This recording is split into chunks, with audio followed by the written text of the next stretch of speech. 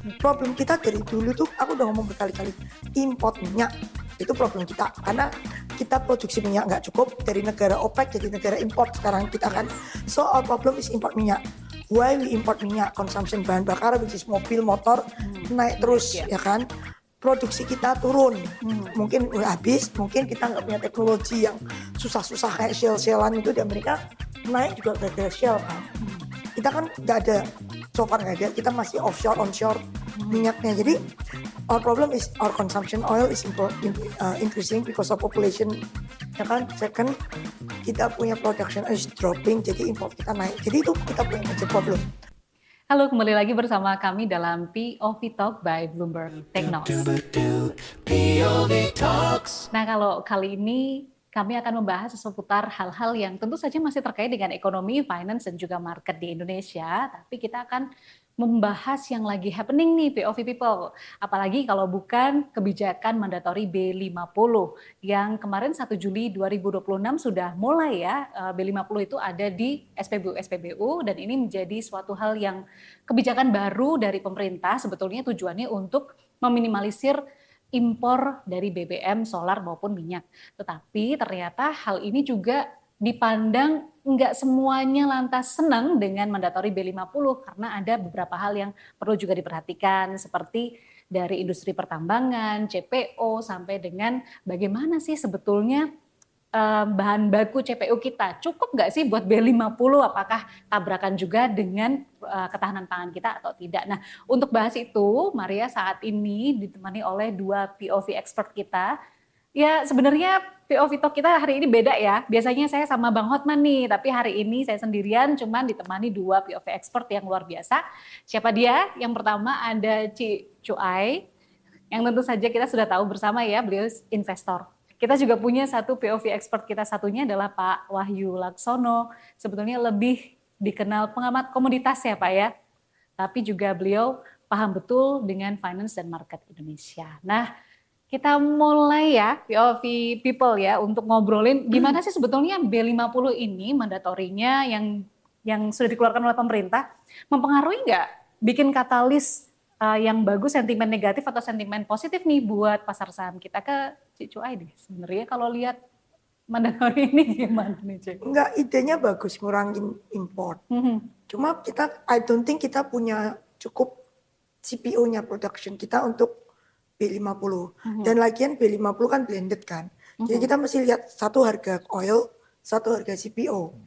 Ya kan, kalau kan kita tahu juga yang CPO ini kan disubsidi kan. Yes. Pamenya kan disubsidi government. Kalau oilnya lagi mahal, make sense.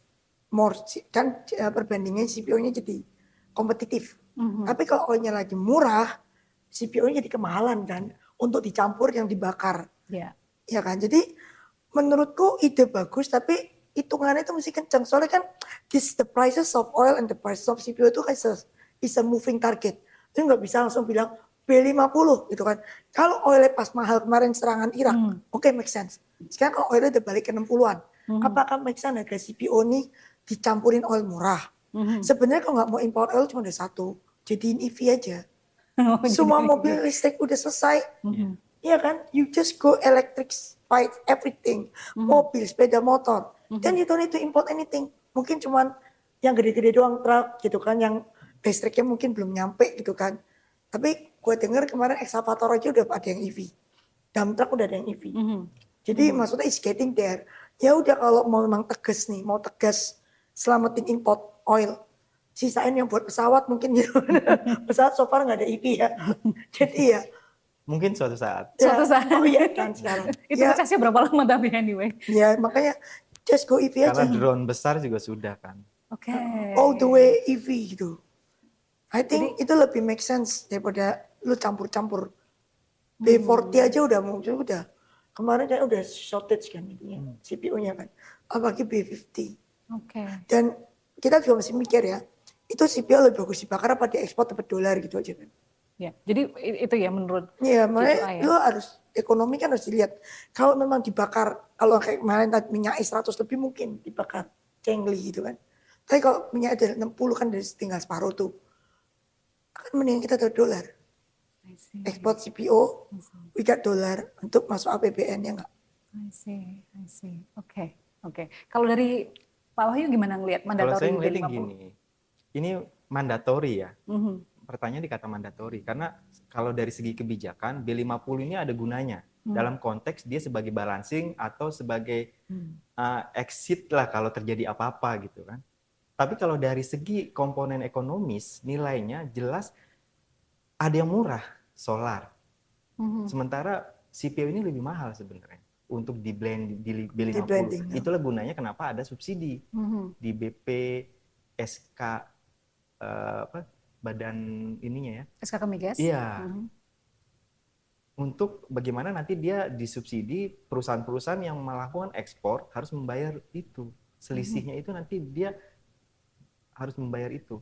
Sementara kalau kita jual lebih menguntungkan kenapa enggak gitu. Sementara kalau solar diimpor lebih murah, ya kenapa enggak juga, kenapa harus dipaksakan dengan B50 gitu. Jadi ada saatnya B50 ini berguna, tapi tidak selalu. Karena ada saatnya dia mengancam justru dari kepentingan emiten sendiri karena ketika harga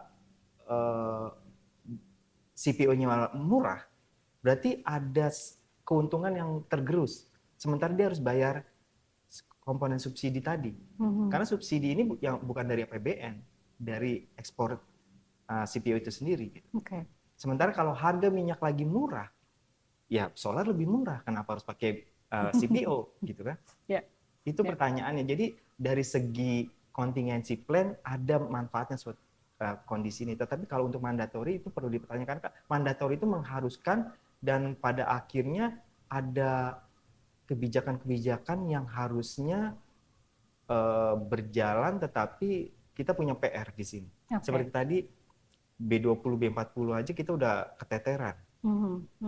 Gitu kan. Kalau semua wajib memakai itu. Berapa lahan lagi yang harus diambil, berapa lagi panen yang harus diambil gitu. Ini jadi kalau sementara kita butuh pangannya juga. Maksudnya untuk perspektifnya dari situ ya, selisih CPO-nya ya. Antara pertama selisih emiten yang untuk ekspor atau untuk membayar subsidi, kemudian dari segi masyarakat dia butuh untuk minyaknya atau untuk bensinnya. Gitu. Kalau minyak kan nggak ada alternatif ya. Minyak itu tidak selalu mahal. Minyak itu tidak selalu mahal. Minyak goreng itu kan lebih penting ya makan daripada dibakar jadi fuel. Karena kalau fuel ada saatnya solar lebih murah. Ini kan sebetulnya kemarin pemerintah itu mandatori B50 supaya ngangkat gitu ya, ngangkat CPO sebetulnya supaya lebih kita nggak hanya produksi itu saja gitu, tapi ada nilai lebihnya. Nah tapi kalau tadi kita lihat Cicoy sudah sampaikan juga Pak Wahyu. Kalau kita lihat dari gimana sekarang berjalannya, gitu ya, sampai dengan April 2026 datanya sih sekitar 4.000 ton CPO itu produksi kita gitu. Nah kalau data dari Gapki gitu. Jadi kalau kita lihat situnya jelas nggak cukup ya Ci ya, buat memenuhi yang. Saya ingat gue B40 kemarin udah nggak cukup kok. Iya, berarti B50 harusnya nggak cukup lagi ya. B50 lebih parah harusnya. Lebih parah ya. Terus CPO kita terusnya declining, kan udah tua. Banyak CPO, kan CPO ke Indonesia kalau nggak salah ya, 50-50, jadi 50 pengusaha, 50 itu plasma. Yang plasma ini kan pemupukan tergantung ada duit di kantong apa enggak gitu kan. Jadi kayak ini produksinya biasanya nggak stabil, agak fluctuate tergantung kalau harga bagus ya mupuk, kalau nggak bagus ya kagak mupuk gitu kan. Kalau nggak mupuk tuh impactnya 2 tahun kemudian produksi turun. Ya kan, jadi yang sang plasma ini nggak inilah. Terus kemarin ada yang sita-sitaan juga kan yang di confiscated dari perusahaan.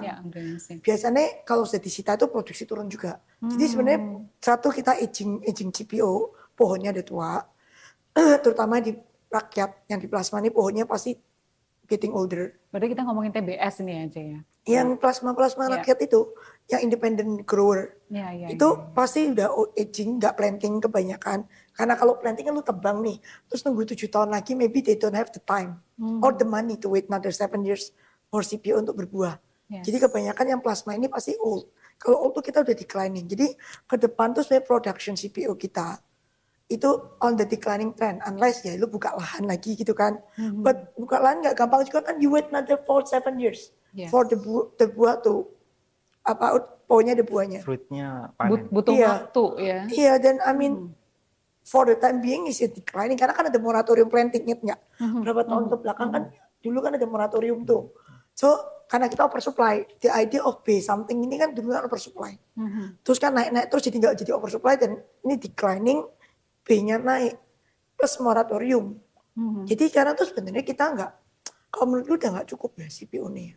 Untuk B50 ya. Karena B40 kayak kemarin aja ngos-ngosan, B30, 40 tuh udah ngos-ngosan. Oke. Production CPO. Oke, ya, ya.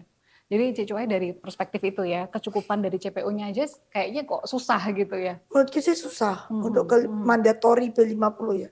Oke. Terus maksudku ya kenapa harus dipaksa mandatory B50 sih? Nanti kalau makanan ini minyak gorengnya naik mahal kan teriak lagi. Ya, sebetulnya impact-nya jadi domino ya, Cuy. Iya, makanya gue bilang kebijaksanaan itu harusnya kan semua dilihat, saya gak boleh mendadak gitu. Oke. Nah, Pak Wahyu, kalau kita lihat ya kemarin Perhati, Gapkis sebetulnya sudah menyuarakan gitu. Ongkos pertambangan itu jadi naik 3-5% untuk produksi, kemudian bisa sampai 50% untuk bahan bakar. Belum lagi perawatan tuh 7-10% naiknya karena FAME itu kan dia pembakarannya jelek ya, jadi bikin korosi mesin lah gitu ibaratnya. Nah kalau dari situ Pak Wahyu lihatnya gimana sih sebetulnya efeknya ke komoditas, ke industri kayak apa? Ya. Biodiesel ini sebenarnya kompatibel, kompetitif dengan oil atau solar atau minyak dunia. Jadi gini, ketika harga minyak dunia naik, sebenarnya semua produksi terkait biodiesel akan naik. Beban biayanya akan dihitung dari situ. Karena dia juga produksinya menggunakan itu, termasuk distribusi dan lain-lainnya. Jadi bahan komponen-komponen tadi itu sangat terkait dengan harga minyak. Kalau harga minyak naik itu akan naik. Untung jika harga minyak turun, beban akan turun. Terus yang kedua, selisih lagi-lagi. Bagaimana juga biodiesel adalah harga yang lebih mahal dibanding solar itu sendiri. Pasti lebih mahal. Yang saya sebut tadi Badan Pengelola Dana Perkebunan Kelapa Sawit ya. Jadi BPD PKS itu yang menjadi regulator untuk menjamin insentif ke emiten tadi. Kalau misalnya biodiesel yang mahal tadi, selisihnya bagaimana dengan yang solar tadi gitu. Oke.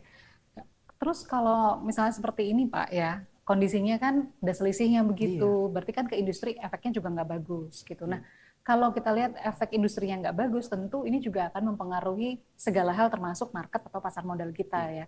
Nah, kalau dari kacamata investor gitu, Cuy ngeliatnya gimana?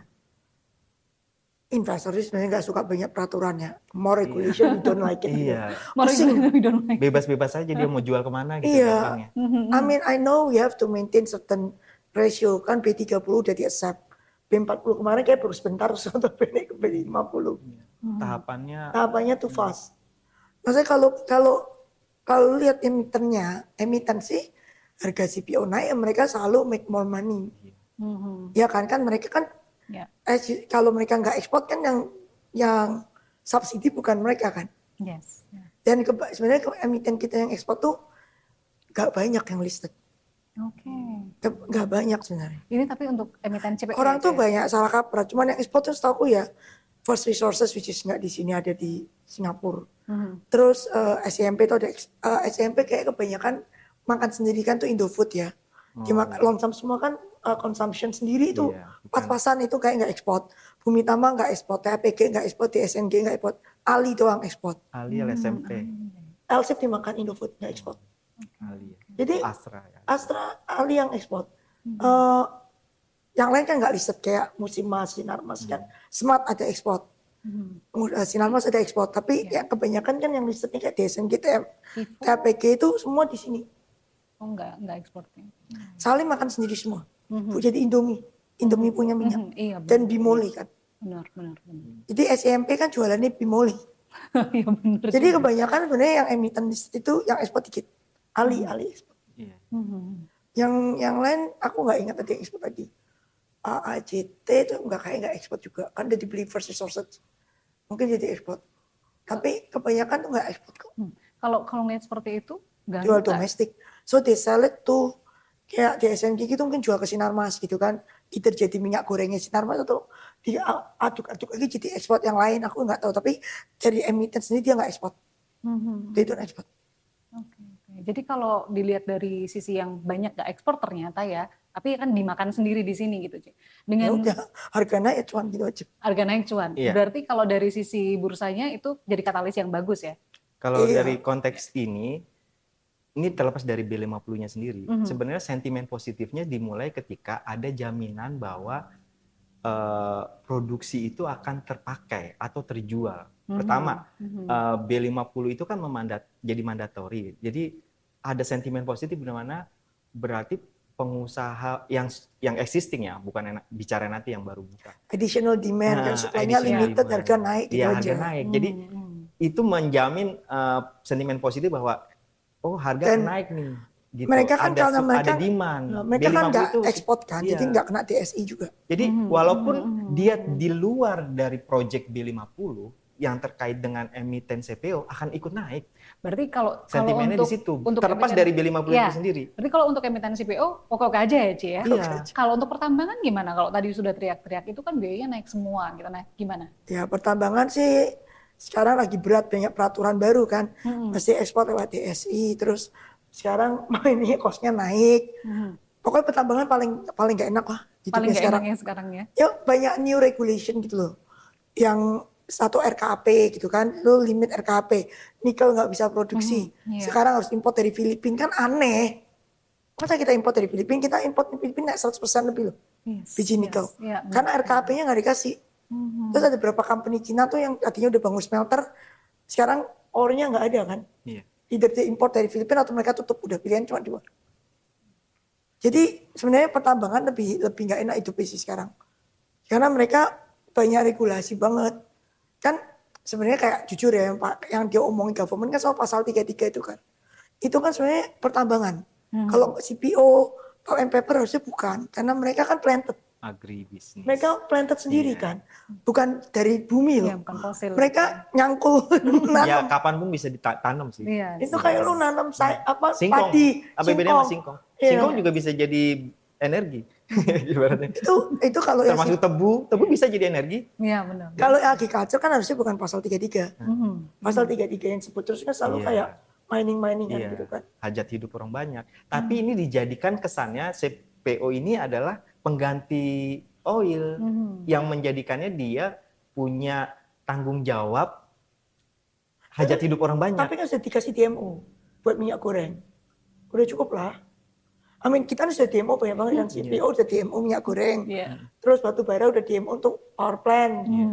Sebenarnya kan saya kalau dibilang pengusaha donate, DMO itu kan donasi sebenarnya. Lo cari ke beli jelek kok.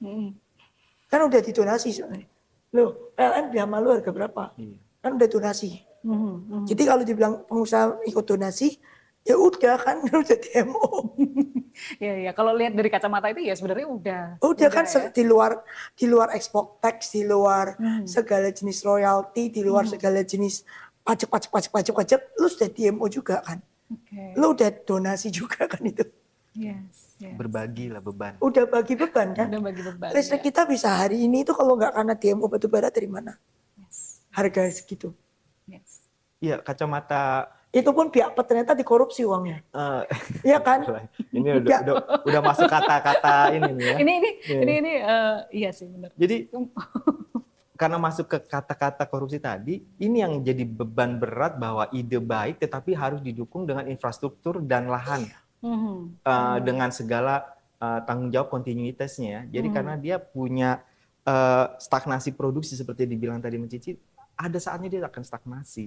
Ada level-level di mana bahkan bukan stagnasi, bahkan decline. Udah decline. Itu yang harus dicari, lahan mana yang harus dikejar, yang harus diusahakan untuk mencapai level B50 ini stabil. The idea kan you have to do replanting.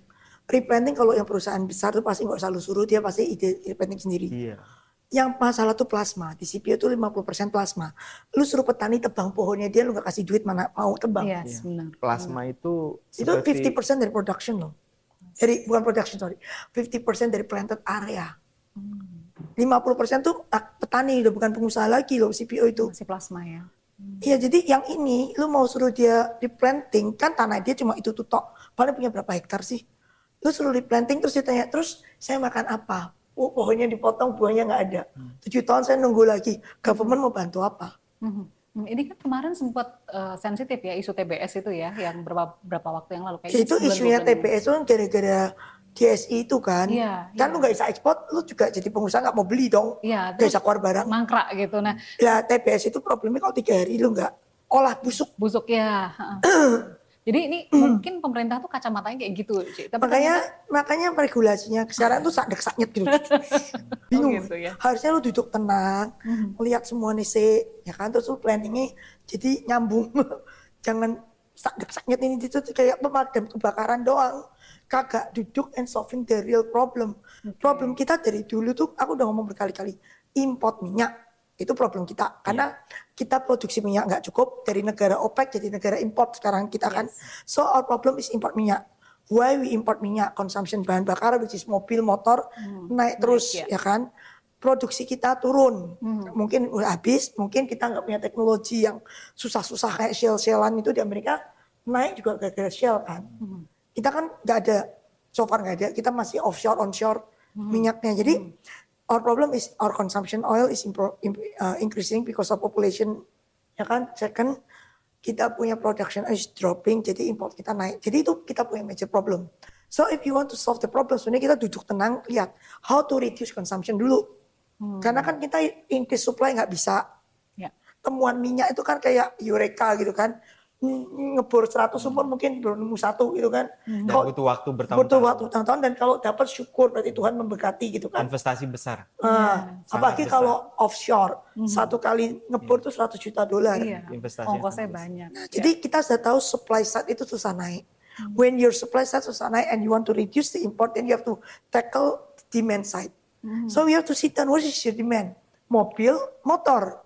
Then kalau lu mau reduce import ini, you have to solve the mobil motor punya demand. Convert ke electricity, that's the only way. Lu mau jadi apa? Kuda. Gak bisa lah. Naik kuda semua gitu, delman lagi balik dulu. Gak bisa lah. You have to convert to electricity kan, listrik. Karena listrik kita batu bara. At least kita nggak import, kita ekspor batu bara. Iya. Iya. Jadi kalau lu pakai listrik, kalau theoretically nggak dikorupsi, harusnya kita nggak mungkin biapet. Yes. Harusnya listrik kita tuh nyala karena batu bara kita banyak. Ya sekarang DMO itu percentage of production. Productionnya lu cut RKAP ya, kalau lu lihat itu harga, kan di-cut separuh kan, hampir separuh lah. 30% lu cut, produksi kita 700 juta, tadinya tinggal berapa tuh, 400-500 juta. Ya 20% dari production, tadinya 20% dari 700-140 juta ton. Tinggal 500, tinggal hilang 40 juta ton, ya sudah shortage tuh ya. Lu nggak bisa matematika gitu Jadi kan. ini bicara energi dulu nih ya. Iya, iya. Ini bicara energi. Energi konteksnya berarti ada oil, ada batu bara, dan tadi biodiesel. Jelas secara ekonomis, jelas-jelas Paling murah batu bara. batu bara paling murah, kemudian solar, walaupun fluktuatif, tapi umumnya dengan adanya OPEC, dia akan lebih senang harga turun sebenarnya. Karena kalau harga mahal pasti akan krisis. Tapi biodiesel justru lebih mahal. Itulah gunanya insentif dari BPD PKS tadi, ya, yang memberikan insentif dari ekspor. Yang tidak, ekspornya itu belum tentu dijamin juga untuk ekspor selalu untung. Karena harga bisa jadi turun. Kalau biodieselnya harga ekspornya turun, dia mau mengkonversi dari mana gitu. Jadi kalau akar masalah ada kita energi, saya setuju tadi kebijakan biodiesel ada sebagai suatu contingency plan. Pertama, kita harus cari kalau lagi harga naik, kita butuh bahan bakar, ini nih salah satunya. Plan B aja. Nah, plan B. Tapi bukan satu-satunya. Bukan mandatori gitu ya. Bisa jadi kita harus bicara tentang cadangan energi, seperti China atau Jepang. Negara-negara kuat yang kalau nggak ada energi bisa mati. Kita adalah negara besar, bukan negara kuat ya. Negara besar yang kalau nggak ada energi bisa mati, berarti cadangan diperbanyak. Anggaplah ini cadangan ini yang harus dibangun untuk jangka, kalau Bahlil bilang 2 bulan. Problemnya tuh kita nggak ada duit untuk bikin cadangan. Itu masalahnya. Lah kalau nggak ada duit bikin cadangan ini, then you have to change the plan. Demand-nya yang dikurangin. Atau Convert to listrik. Memperbesar sumber-sumber daya energi yang lain. apakah kita punya Solar. uh, uh, udara atau angin atau bahkan nuklir misalnya. Nuklir jangan lah. Misalnya. Karena kita bicara berdasarkan principle thinking ya, apa sumber masalah paling besarnya adalah energi kan. Itulah yang harus disolusikan karena mengurangi demand nuklir juga nggak bisa buat mobil. Misalnya, karena ini energi kan bukan cuma bicara mobil ya, kita bicara energi. Energi secara keseluruhan. Gitu. Jadi tapi kita seolah-olah hanya berbicara kayak B50 satu-satunya solusi, kesannya kayak gitu. Kalau I see it a bit different sih. Elektrik kita nggak kurang kan. Ingat at one time tuh kita malah power plant-nya kebanyakan ya kan. Iya, pernah. Ya. Pernah kan. Walaupun sekarang udah catching up demand-nya, sekarang rodok mepet lagi itu kan power plant-nya.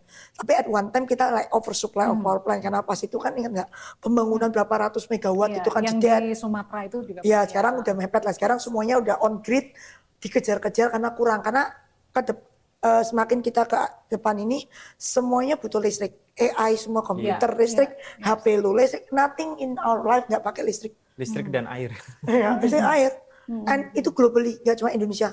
Amerika yang pokoknya semakin kenceng lu pakai AI, komputer, ChatGPT, data center, semakin listrik lu. Semakin listrik dan exponential demand-nya. Kayaknya ini yang nggak dilihat pemerintah ya. Bilangin pemerintah tuh sak-saknya nggak ada kayak duduk semua dilihat problemnya apa. Jadi menurutku kita mesti ngomong sih kalau problem lu import oil, lu convert mobil lu change your demand, convert the car into electricity. Nolin electricity harus murah kan. Cina kan gak usah lu suruh bakal produksi mobil murah terus makin murah. BYD tambah murah. Ya kan is getting cheaper and cheaper. Jadi lu nggak asal lu kasih nol pajak whatever, insentifnya nol aja pajak, gak usah disubsidi. Nol aja pajaknya itu Cina will come out with a cheaper car. Yang nanti Jepang Toyota tuh nggak bisa compete anyway. Apalagi Eropa. Eropa sudah wassalam. Jadi nanti Indonesia cuma ada dua. Mobil rakyat itu listrik, mobil yang super mahal Lamborghini dan teman-teman orang kaya punya terserah gitu kan. Lu mau bensin 100.000 per liter juga lu isi gitu mobil lu. Tapi kan yang rakyat harusnya listrik. Karena di Cina, di Taiwan itu sepeda motor sekarang semua sudah kayak moped, udah kayak listrik semua. Lebih hemat pastinya. Iya kan? Nah kalau ngecharge lama misalnya nggak ada, then you do kayak Taiwan, baterai swap. Ya kan, lu keluarin baterai, ganti. Pakai, kan semua orang punya smartphone, apps aja lah. Lu kasih duit di apps lu, cetet, masukin baterai, ambil baru kan. Baterai lu masuk berarti kan kayak balikin galon aqua, lu cuma bayar isinya doang. Ya kan, sama kan logikanya kan. Kayak galonnya balik, lu cuma bayar isinya kan. It's the same thing, asal baterainya lu masuk ke charger, lu ambil yang baru, cuma bayar listriknya. Masukin, jadi kan cepet. Iya ya, sebenarnya sesimpel itu ya. Sesimpel itu. Nah problemnya ada satu, orang Indonesia memikirkan mobil itu adalah aset. Karena nabung 3 tahun dapat mobil. Orang yang bawa itu 5 tahun sepeda motor 1 itu aset. Kita tahu baterai itu ke bawah itu rusak. Tapi kalau baterai swap itu kan it's not a problem anymore. Jadi yang lu beli cuma kayak rangkainya. LPG aja. Iya. Melon. Iya kayak si melon. Kita nggak perlu punya melonnya. Iya kan? You don't have the battery karena yang rusak itu kan baterainya kalau listrik. Ya udah kita nggak usah ngomong mobil teknologi lebih complicated. Motor deh yang kayak di Taiwan. Ya udah lu dihargain cuma rangkanya piro. Lu bisa sebagus mungkin, lu baterainya kan yang charger itu loh. Iya. Baterainya universal aja kayak plug in gitu ya maksudnya. Plug in aja kan, kan. Jadi lu bayar listriknya ini tok. Tapi rangkanya lu bisa sekeren mungkin, lalu mau warna merah, hijau, kuning, biru. Tapi baterainya satu, yang universal tuh colokan baterainya. Ya kayak kita semua pakai C kan sekarang kan, ya gitu aja lah. Baterainya satu gitu kan. Itu baterai bisa dimasukin ke semua jenis badan motor. Motornya boleh balap kayak boleh apa terserah lu lah. Be kreatif tapi colokan baterainya kotak itu sama. Ya udah, then your asset is cuma rangka motornya kan. Baterai yang declining value itu is no longer your asset, is the asset of chargernya itu kan. Oke. Paham. Maksudnya itu kan sebetulnya membuat sesuatu jadi lebih simple ya. Simplify. Tapi kalau dengan kayak gitu jalan, motor demand bensin import udah turun banyak. Mobil lebih complicated karena the way BYD bangun mobilnya tuh kagak bisa baterainya dicabut. Nggak bisa. Ya udah, tapi mobil kan orang kaya yang punya.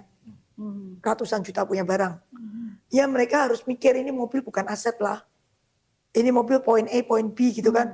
Yang penting gue setir ada AC, ada nyala ini. Kalau anyway kalau mobil lu yang masih level-level segitu lu kan bukan lu bukan kalangan berduit, lu kalangan commoners, kalangan biasa lah, pekerja, white collar worker gitu kan. Ya mobil lu anggap aja kayak naik bis. Ya kan kayak lu bayar Grab lah sama. Iya. Ya nggak sih? Lu bayar Grab mau. Poin A, poin B gue 50.000, 25.000, 30.000, 100.000 kalau ke airport. 200.000 malah sekarang. Kalau pakai taksi lu mau. Ya anggap aja mobil lu kayak gitu. Ya, kalau kaya udah beli Lamborghini sana. Beli Porsche. Oke, ini kan kalau dari sisi kacamatanya Cicu A ya, maksudnya. Maksud gue kalau if you can gitu. solve the problem, Selain itu juga import tuh bagaimana pasti turun.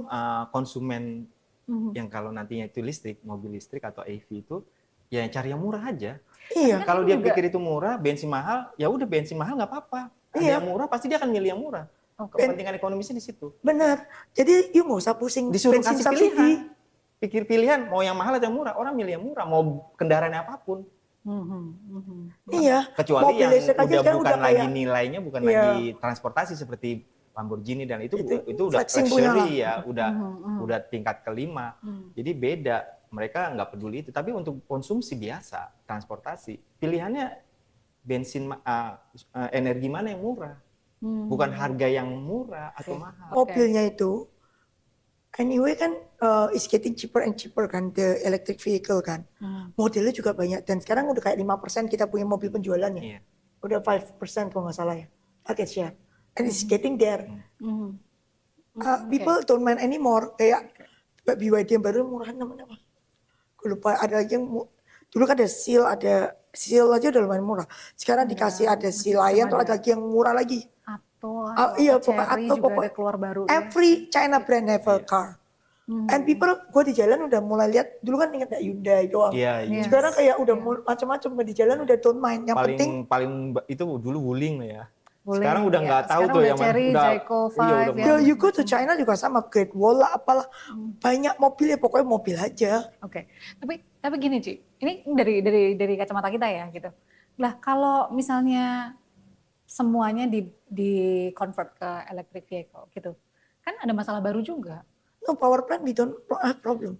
Kan nggak cuma power plant, ada SPKLU-nya perlu digimanakan, No, perlu ditambah charger dan itu kan sebagainya, infrastruktur. sebenarnya kan Kenapa nggak Nggak, misalnya? charger itu if you see sekarang banyak banget, at least kota besar ya. Kota kecil kan kalau mobil murah kan otomatis orang beli lah. Oke. As the car is simple. Sekarang lu Innova, apa sih mobil murah itu apa? Apa ya, Alia, LCGC Alia. gitu ya, Alia. LCGC ya. LCGC mobil murah itu kan. Itu piro sekarang harganya? Aku juga nggak tahu. 100-an, 200. 120, 150. No more. 200-an kali ya. Kayak sampai 200. Mungkin. 100, 180. Iya. Ya if the car, let's say the China versi yang kayak gitu keluar 120, 100 juta lah. Oh, mesin laris gitu ya. Kalau segitu ya. Listrik Ya soalnya. udah lalu pakai 5 tahun hancur gitu kan 20 juta setahun, sebulan bagi 12 1 juta lebih compare sama lu naik taksi. Ya udah gitu aja kan. Oke, I get the point. Nah, kalau tapi gini Ci, misalnya Nih ya, anak gue sekolah di Amerika ya 4 Iya. tahun kagak beli mobil. Dulu zaman gue sekolah harus beli mobil karena nggak ada Grab. Zaman dulu nggak ada Uber. Jadi if I don't have car I die. yes, Now anak gue sekolah Amerika ada Uber ya. ada Uber kan. Dia pintar banget, sebulan cuma $500 Uber. Karena naik Uber. nggak Karena naik perlu. Uber, tapi kan nggak ada depresiasi mobil, nggak Maintenance isi fee, kan ya. maintenance free, nggak isi oil. Amerika isi oil mahal ya. Ya. Soalnya tenaga kerja sana kan Biasanya mahal. Per jam ngitungnya berapa? Kalau di sini kan murah. Kalau ngisi sendiri, wah belum tentu bisa kan. Seumur hidup nggak pernah ngisi mobil. Kalau saya isi mobil nggak bayar insurance. Lu nyetir kan mesti bayar insurance. Ya. Di total itu lebih dari 500 sebulan. Depresiasi mobil, lu beli baru nanti 5 years from now piro. Itu udah pasti lebih mahal daripada anak gua keluar duit $500 sebulan. Oke, berarti Bayar kan Uber. mungkin pemerintah perlu meningkatkan infrastruktur umum mungkin ya. Iya. Kayak mungkin MRT, LRT lebih banyak kayak gitu. Itu lebih drama lagi yang Lebih itu drama maksudnya lagi. kan MRT kan gali panjang terus mahal balik modalnya mungkin 20 tahun gitu kan. Nah yang mobil listrik ini kan gampang. The Chinese one udah keluarin yang cheaper nih, yang murah-murah, gak tau merek apa. The charger is actually very simple. At least Jakarta itu dan Bandung, kota-kota gede, semua mall sekarang sudah ada. Jadi Yes, intinya Cici oke. maksudnya begini, substitusi. Yes. Kita kan bicara substitusi Ya. dari solar ke B50. Kenapa nggak substitusi dari Langsung. solar ke listrik? Langsung you finish all the problem of importing oil. Tapi yang dibaca dari pihak pemerintah adalah dari ideologinya. Pertama terkait dengan kemandirian atau When you convert to listrik, you mandiri karena batu bara. begini maksudnya secara umum ya dari kaca pemerintah adalah kemandirian dan swasembadanya tadi. Karena dia merasa swasembada dengan CPO kan. Ya. Jadi dia punya kemandirian energi. Dan pemerintah terutama Prabowo pengen ada kemandirian energi dan pangan, food estate ya kan. Kemudian Benar. ini kayak gitu. Tapi batu bara juga mandiri energi. Ini masalahnya ide ini yang kesannya terburu-buru. Ya, artinya timingnya nggak pas lah ya. Bukan sekedar bahwa ini tetap bagian dari substitusi. Kita tetap memberikan pilihan bahwa ini substitusi loh. B5 itu bagaimana juga substitusi. Tetapi PR-nya adalah kalau Cici dari kacamata Cici kan tadi fokusin aja ke electricity itu ya. EV ya. You solve the problem for once. Lu nggak usah pusing bukan mandatori kewajiban bahwa itu harus dikonversi ke biodiesel 50% dicampur blending dengan solar. Karena itu punya drama lagi. Kedepannya punya potensi masalah yang panjang ya. Dari pertama dari supply-nya itu sendiri kemandekan stagnasi produksi bahkan declining. Kemudian dari emiten atau produsennya sendiri punya tanggung jawab, ada beban biodiesel lebih mahal daripada solar, tetapi anggaplah misalnya 100-100, sebenarnya nggak 100 dan 120. Yang 120 itu ada biodiesel, yang 20-nya ini dikonversi dengan insentif dari keuntungan ekspor yang di BPDPKS tadi diambil untuk membayar kekurangan tadi. Itu sebenarnya PR ke depannya. Pungutan ekspor kan sekarang naik 12,5% ya. Nah, pokoknya drama banget. Maksudku ini complicated sekali. Why don't you just make it simple gitu kan? Nah, kalau bicara ideologi berarti ada kepentingan dalam eksekusinya. Karena CPO itu butuh lahan. Ya. Lahan itulah yang kalau tadi plasma-plasma, berarti siapa sih? Negara. Negara siapa sih aktornya? Siapa? Tentara? Polisi? Gitu kan? Siapa aktornya gitu kan? Itu cara bicaranya adalah bahwa ada sebuah ideologi yang dipertahankan bahwa eksistensi ini penting loh dari ideologi ini. Berarti ada aktor yang ingin eksistensialismenya atau eksistensinya diakui. Jadi Pak Wahyu mau bilang ini sebetulnya B50 mandatori itu sebetulnya lebih kepada kebijakan politik gitu ya? Kebijakan politik bahwa saya hadir di sini. Berarti ada elemen negara yang hadir di situ yang ingin atau harus diakui. Karena nggak mungkin kita melakukan, kan ini kan di luar yang swasta B30, tadi. B40 aja elemen negara hadir kan sama, angkanya itu berubah. 30, 40, 50. Kalau cuma swasta, ini bicara liberal dan kapitalis, nggak usah diajarin swasta untuk melakukan bisnis CPO-nya kan. B30, 40, 50 kan, sebelum 50 kan ada 30, 40. 40 ya. Negara juga udah hadir kan, maksudku, wae lah. Angkanya cuma lu ganti ke 50 tok, beda apa? Yang saya maksud ini adalah kepentingannya makin besar aktor itu. I see. Iya dong. I see. Oke. Di luar swasta. Di luar swasta ini. Get the point, Pak. Jadi tadi kalau kita merunut gitu ya, tadi sudah saya sebutkan sebetulnya Gapki per HP itu sebetulnya keberatan gitu dengan adanya B50 juga gitu. Karena beban. Ya, jadi beban baru bagi industri. Nah, kalau kita melihat dari kacamata industrinya nih, Ci, kan tadi Cicu sudah bilang ya, kalau CPO nggak ada masalah di emiten, it's okay gitu, going well. Pertambangan ya paling suffering gitu sekarang. Nah, terus kalau saya boleh nggak dikasih pencerahan gitu ya? POV People juga butuh pencerahan nih soal kedepannya gitu. Kalau mandatori ini nggak dicabut, setahu kita sekarang tapping di tanggal 8 Juli 2026 ya POV People ya. Jadi besok itu ada rencana Presiden meresmikan mandatori B50 tanggal 9 gitu. Nah, dari kacamata ini Pak, coba boleh nggak Pak Wahyu jelasin kalau di industri nanti kepanjangannya seperti apa? Beban industrinya?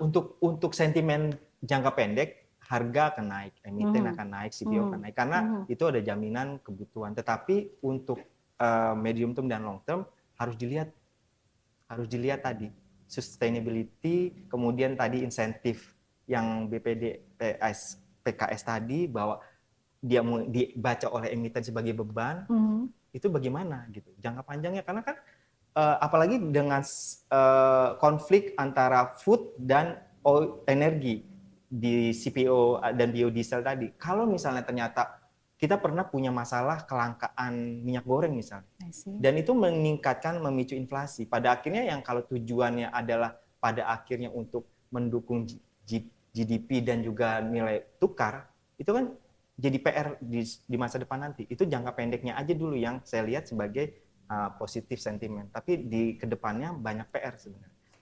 Jadi tetap di industri juga itu jadi dalam tanda kutip sentimen negatif gitu ya, ke panjangnya, jangka panjangnya. Karena kalau dari sistem dari fundamental bisnisnya sendiri, CPO itu pasti akan cuan atau proyeksi keuangannya, kinerja akan bagus. Kalau kita bicara liberalismenya ya, perusahaan atau emiten mau ngapain aja dengan bisnisnya ya, nggak dibebani dengan tanggung jawab dan lain-lain, dia pasti cari cuan, cuan karena itu kebutuhan mendesak ya, entah itu untuk pangan, untuk Indomie, untuk minyak goreng atau apalagi ya, dan lain-lain, itu pasti cuan karena itu kebutuhan utama pangan gitu, atau energi juga bisa dijual. Tapi kalau ada PR-PR yang harus dikerjakan berikutnya nanti dan menjadi sentimen negatif, itu yang masalah. Yang dilihat isu dari kebijakan pemerintah, bukan emitennya sendiri. Emiten akan menjadi korban kebijakan pemerintah di akhirnya kalau ini nanti buruk. Tapi kalau dilepas dan dari itu, saya percaya komoditas itu akan selalu menguntungkan, entah itu batu bara, CPO dan lain-lain, komoditas ekstraktif ya, pasti akan selalu menguntungkan. Cuma yang lebih menguntungkannya siapa? Gitu aja. Kalau kita tarik dari, misalnya tadi saya sudah tanya sebetulnya ke Cik Coai soal kacamata investor ya, Cik Coai sebagai investor saham. Nah kalau ini investor asing misalkan, ya outflow kita kan lumayan ya. Outflow bukan karena ini outflow-nya. Jadi nggak akan ada terpengaruh ya Cik ya? CPO nggak dilihat juga kok sama asing. Iya, nggak dilihat ya. Ini lain. Jadi ini asing doesn't matter. Asing itu ya? Outflow karena MSCI. Karena MSCI tidak remove kita ini. Kita mesti di freeze terus. Tadi S&P Index bilang terancam frontier. Setiap kali ada kata frontier kuat tuh indeks koreksi. Iya, betul. Jadi itu, tapi itu yang di-attack sama mereka, frontier apa enggak frontier, itu bukan masalah kebijaksanaan pemerintah. They don't give a shit. Mereka tuh cuma mau tahu free float itu berapa persen. Dia cuma penting likuiditas karena mereka itu kan pasifan. Jadi mereka cuma mau kalau gua masukin lu ke indeks gua bisa beli. Kalau gua jual lu ada yang nampung. Udah cuma begitu doang. Sip. Ya. Gak ada hubungan sama sekali. Mereka nggak mau dikacangin di dalamnya gitu. Nah ini sebenarnya karena kita nggak mau beli kucing dalam karung kalau ada kacamata. Mereka nggak peduli itunya. Mereka cuma mau bisa keluar masuk. Iya. Liquidity-nya kuat. Mereka cuma penting likuiditas. Kalau likuiditas mau kuat ada cuma dua cara. Kalau keluar harus ada yang nampung, kalau beli harus ada kasih barang gitu kan. Beli kasih barang gampang, owner-ownernya punya barang. Jual nampung, siapa yang mau nampung? Owner. Itu maksud saya beli kucing dalam karung. Mereka nggak mau kan transparansi juga bagian dari free float itu. Ya, soalnya gini, POV people kita atau penonton kita itu sebetulnya senang banget dengan pertanyaan itu, C. Mereka pengen tahu asing itu terpengaruh nggak, terus nanti gimana nggak? Itu yang sebetulnya mereka terpengaruh. Kalau B50 sama saham itu nggak terpengaruh. Yang main saham CPO itu kebanyakan cuma investor lokal sama regional, which is Malaysian investor, which is mereka cuma lihat gara saham CPO naik, dividen lu piro. Rata-rata yang beli CPO company itu liatin dividen. Dividen dia itu berapa? Udah. Asing yang kita ngomong di sini itu CPO nggak pernah ada di indeks anyway. Keluar masuk nggak ngefek. Jadi CPO news itu nggak ada hubungan sama asing yang sekarang outflow dari indeks kita. Mereka jualannya apa? Bank yang dijualin kok. Biasanya dijual dari berapa sampai tinggal berapa? Dari 10.000 lebih sekarang cuma 6.000. Mandiri tinggal berapa? BRI paling kasihan tinggal berapa? Jadi yang dijual mereka tuh bank, which has nothing to do with the B50.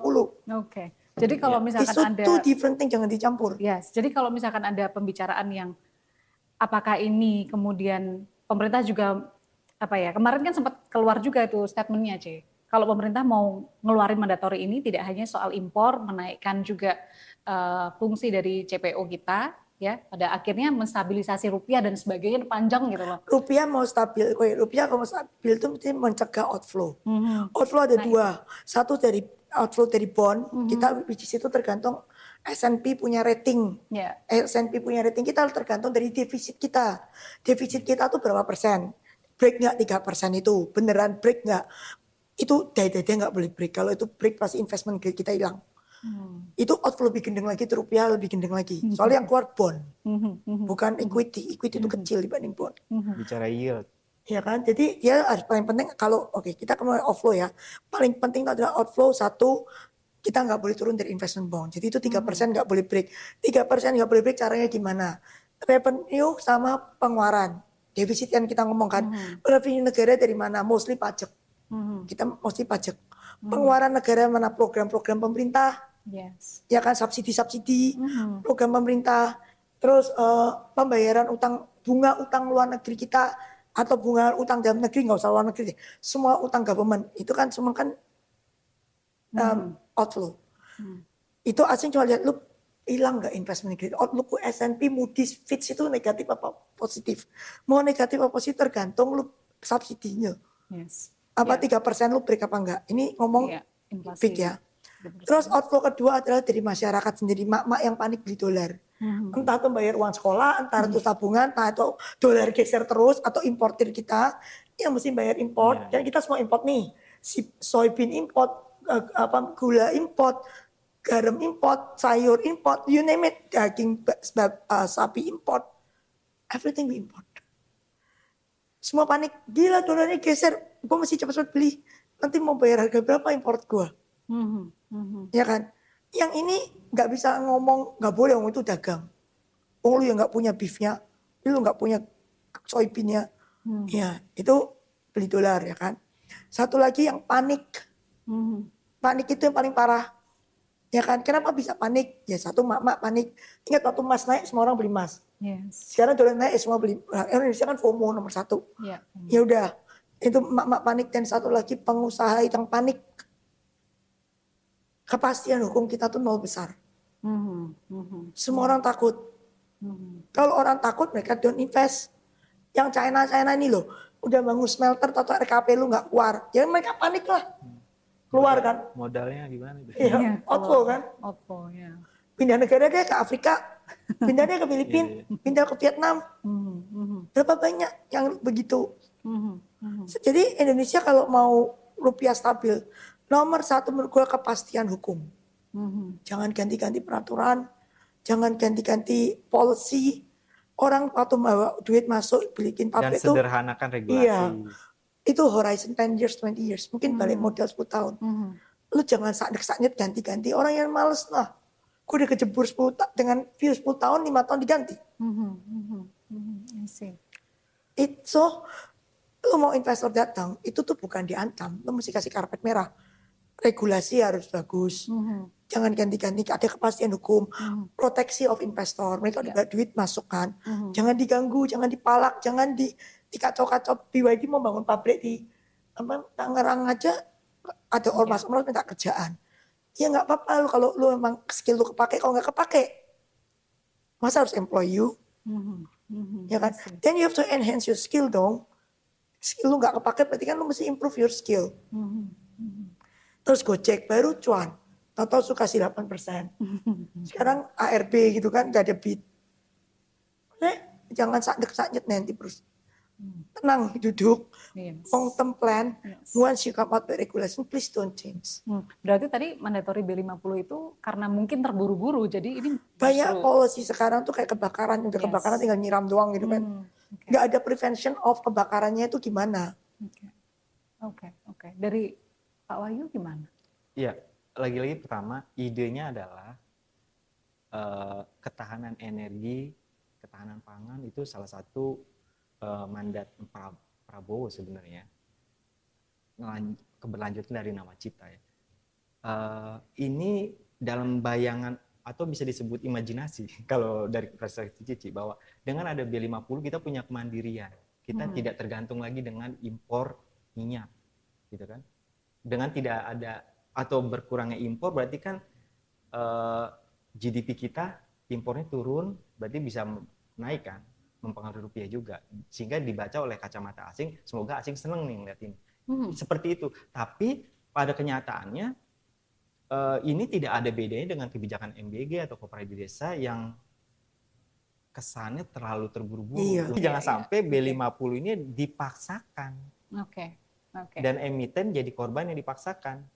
Mhm. Itu aja. Oke. Itu sih prinsipnya, jangan sampai ini kesannya jadi pemaksaan yang antara kepentingan ekonomis, bisnis dan ideologis tadi. Oke. Nanti itu apa namanya? Kalau kita tadi sudah sebut rupiah nih, Ci sama Pak Wahyu.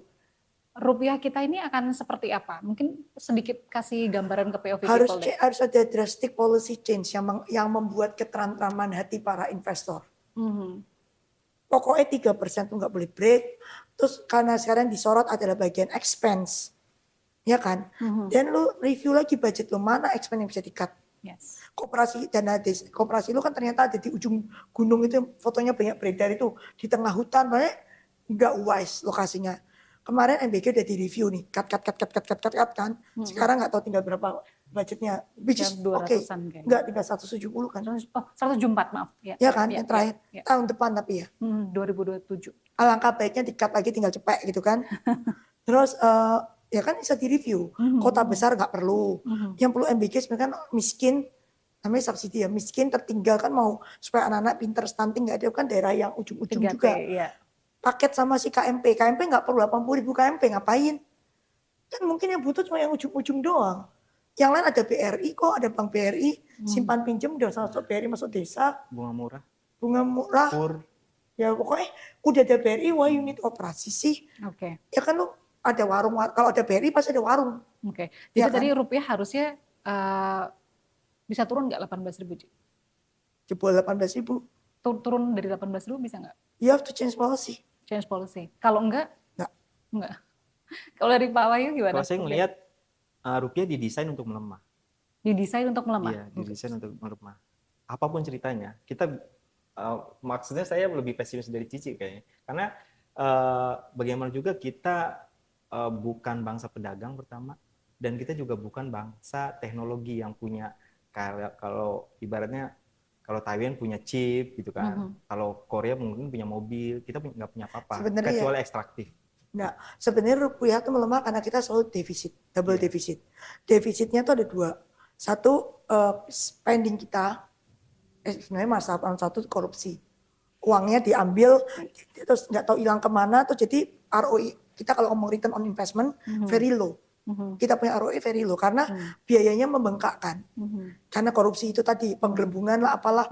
Jadi kita punya ROI very low, karena very low, jadi kan kita masukin $1 mungkin harusnya keluar $5, cuma sedikit. Jadi kita defisitnya tambah lama tambah hancur lah. Oke.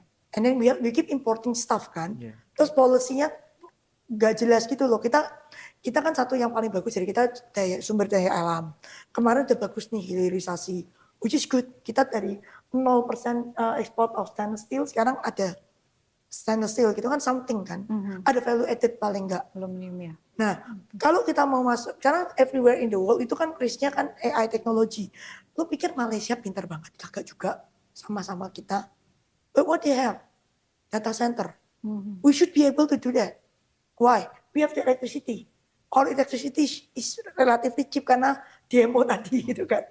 We have electricity. So we should be the center of data center. And we have the population and the user. And the user, yes. Ya, we have the user, Gojek yang pakai berapa gitu kan. Yeah. Itu kan butuh data center semua. Tokopedia yang pakai berapa, Shopee yang pakai berapa. The data center have to be in Indonesia. Oke. Itu bisa triple growth. Kemarin gua ketemu Indosat, the data center will go triple gitu. Dari Cepecing ke Gopecing gitu. Itu yang saya maksud, kita didesain untuk melemah rupiah. Pertama itu tadi, kita bangsa importir. Kita bukan bangsa pedagang, bukan bangsa actually we can teknologi kayak gitu-gitu, bukan.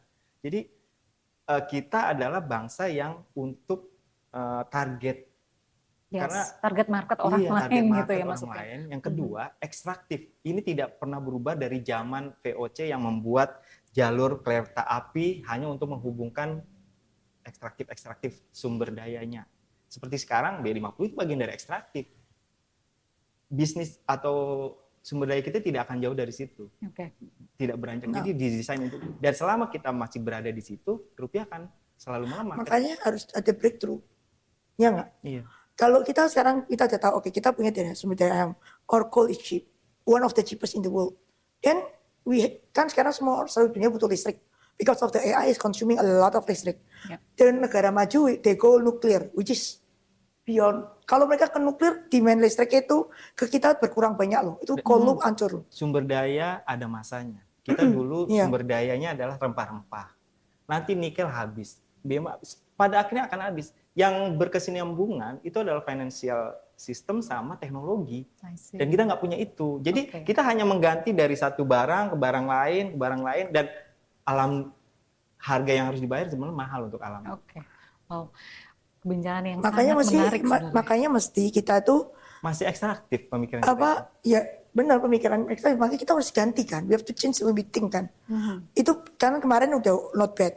The battery will be made in Indonesia. Paling nggak ada something. Iya. The BYD udah dibikin mobil listrik di sini.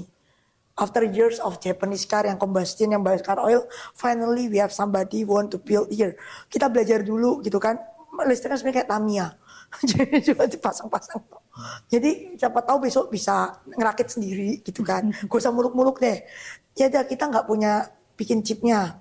Data centernya di sini. Tapi actually Nvidia aja mau buka di sini gitu kan. Kan ngerakit chipnya, nggak usah punya otak chip yang ngerakit dulu deh. One step ahead. Faktor doang ya. Manufaktur yang Kalau gampang-gampang lah. level itu kita kalah sama Vietnam. Nah, pada Vietnam itu, kenapa Vietnam bisa menang dari kita? Vietnam ketinggalan jauh loh dulu. Populasi cuma 70 juta. Emang Vietnam lebih pintar dari kita? Enggak. Vietnam itu friendly ke investor. The Chinese came to Vietnam. Vietnam tuh Cina kedua sekarang. Iya. Iya kan?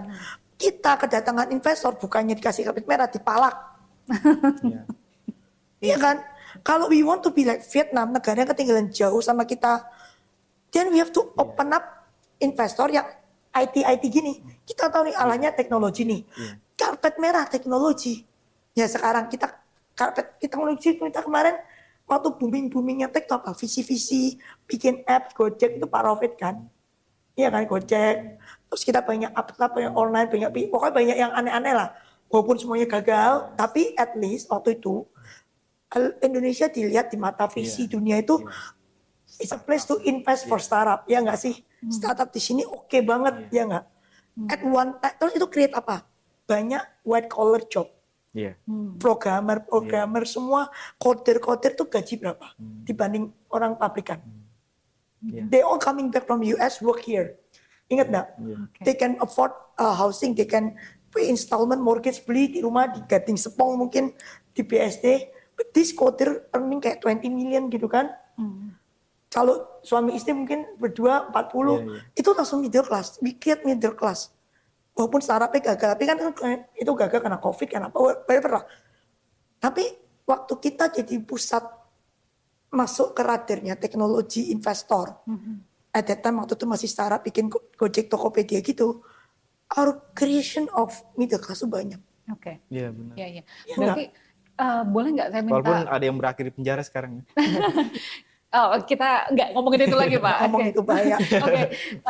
Boleh nggak dikasih statement closing tentang B50 menurut Pak Wahyu seperti apa, menurut Coe seperti apa? Singkat aja, konklusi sedikit. Kalau gue sih nggak perlu ya. B40 aja masih ngos-ngosan kemarin.